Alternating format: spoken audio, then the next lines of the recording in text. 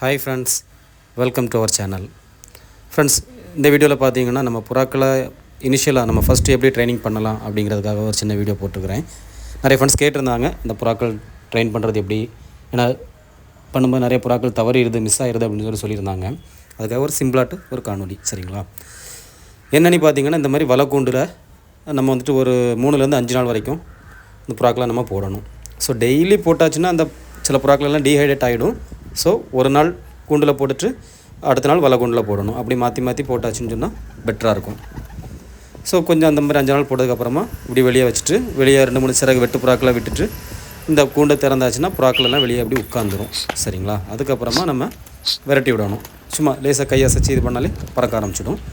So இப்போ இனிஷியலாக என்ன அப்படி பார்த்தீங்கன்னு சொன்னால், நம்ம பறந்து ஒரு 3-4 சுற்றின உடனேயே மற்ற வெட்டு புறாக்களை திறந்து வெளியே விட்டுறணும். மற்ற வெட்டு புறாக்கள் ஒரு 5-6 புறாக்கள் வெளியே விட்டாச்சு. 5-6 புறாக்களோ 10 புறாக்களோ நம்ம வெட்டு புறாக்களை வெளியே விடும்போது வரிசையாக ஒவ்வொன்றா வந்துட்டு உட்கார ஆரம்பிச்சிடும். எல்லாமே வந்து உட்காந்துருனே கிடையாது, ஒவ்வொன்றா வந்து உட்கார ஆரம்பிக்கும்.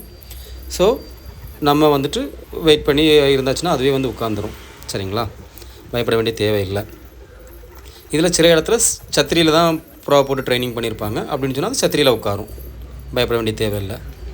ஸோ இனிஷியலாக நம்ம பண்ண வேண்டியது என்னென்னா, ஒரு 3-4 சுற்று, ஒரு 10 சுற்று சுற்றும் போதே நம்ம அந்த புறாவை இறங்குற மாதிரி நம்ம புறா கூண்டை திறந்து விடணும். அதுதான் முக்கியமான ஒரு விஷயம்.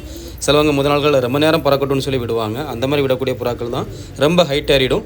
ஸோ அது இறங்குறதுக்கு முடியாமல் தவறக்கூடிய வாய்ப்புகள் உண்டு. ஸோ இந்த மாதிரி பண்ணிங்கன்னா புறாக்கள் வந்துட்டு எதுவுமே தவறாமல் உங்கள்கிட்ட பழகி கிடைக்கும். சரிங்களா? ஓகே ஃப்ரெண்ட்ஸ், தேங்க்ஸ் ஃபார் வாட்சிங்.